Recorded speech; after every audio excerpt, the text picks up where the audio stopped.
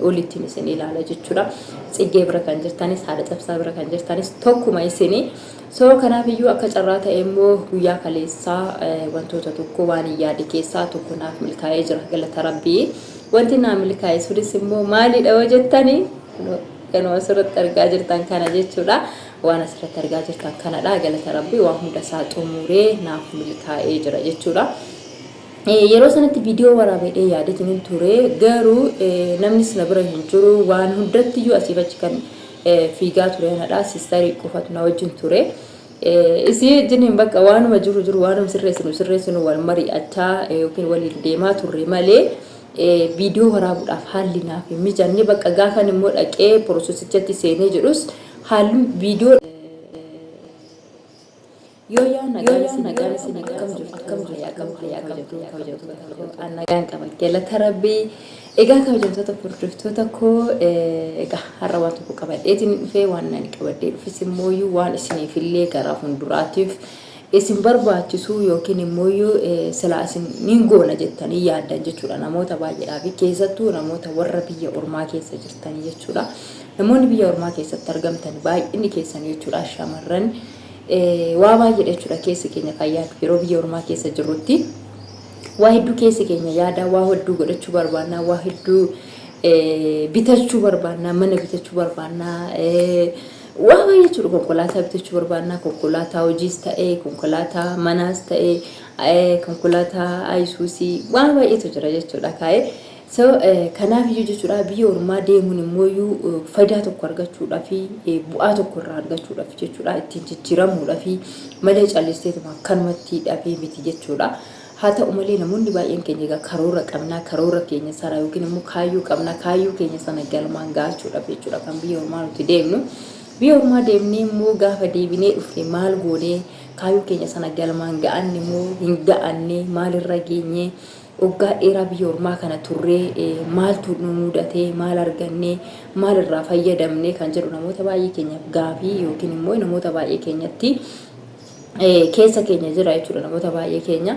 Haa ta'u malee akkuma beekamu anis akkuma keessanii waggoota dheeraadhaaf biyya ormaatiin ture jechuudha. Har'aaf immoo gara biyya abbaa kootiitti galee biyya abbaa koo keessa jira jechuudha. Namoonni hedduun keessaan ni beektanii.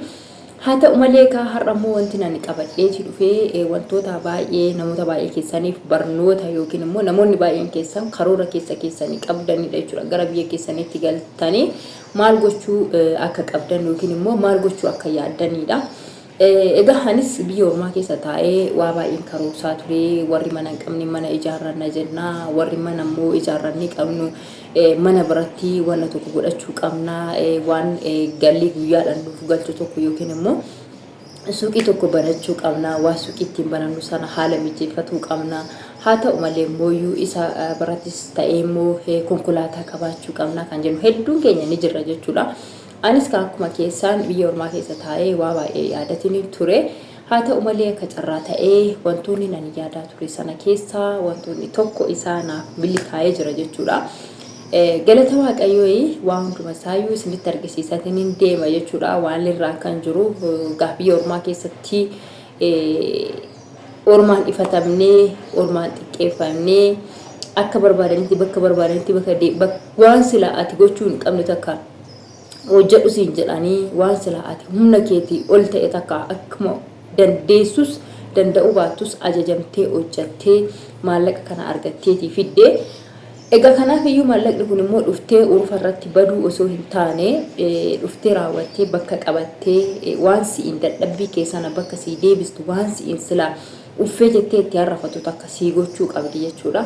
Kanaaf iyyuu anis immoo waaqayyo na gargaariitii ergaan dhufe garuu baay'ee ture jira hin beektanii ji'a tokko jala ga'uuf hin jira jechuudha. Akka yaada kan kootitti dhufee raawwadhee sooshaal miidiyaalee fagaachuun barbaanne chaanaala koorree of jala dadhabsiisuun barbaanne guyyaa guyyaarraa viidiyoo tokkollee taatu namni hojjetadha jedheetiin inni jechuudha. Kanaan gaafa achi ka'etti dhufu aga kana chaanaala koorraa na fagaadhe jedhee hin yaanne garuu immoo haalli chaanaala kanarraa akkaataan chaanaala kanarraa akka inni fagaadhee torbee lamaaf waan akkasii irraa badeetiin ture jechuudha. Keessattuu haadha cabsaati irratti amma tokko yeroo tokko niin viidiyoo wayii gallakkisaa tsiggeen kan irraa baay'ee tokko fagaadheen jira akkuma argitanii. Egaa haa ta'u malee immoo wanti hundinuyyuu immoo kan irra caalutu sirreeffamuu qaba. Egaa wanta immoo dhibee baay'ee rakkoo irratti taatee akkanani sooshaal miidiyaa kanarraa yookiin chaanala koorraa illee fagaadhu kan na taasise. Isin himeetu nuti ture haala darbe jechuudha. Haala mana baankiitii wal qabatee maallaqni koo mana baankiitii na jalaa qabame. Sababa sanaan bakka qalbiin kan koollee baay'ee tokko jechuudha. Agara kan hin jedhamne hangan dhugaa rabbi jechuudha. Hangan bakka waa tokko yaaduu wallaaluu ittiin ga'ee dhugaa dubbachuudha fi edaa akkana nama gooti.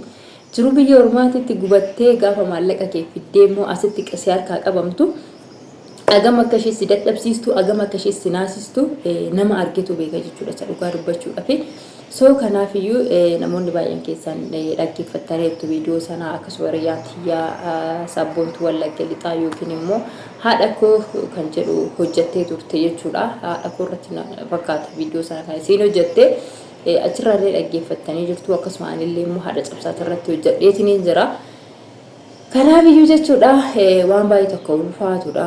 Egaa namnuti amma maqaa keenya jira maal jennee raawwanne ofirraa buunee taa'uu dandeenya. Garuu immoo maallaqni waggaa dheeraa ture taanaan abbichi amma sirriitti mirkaneeffamee waa baay'eedhaan jechuudha waa baay'eedhaan agana jedhee isinitti himuu hin danda'u.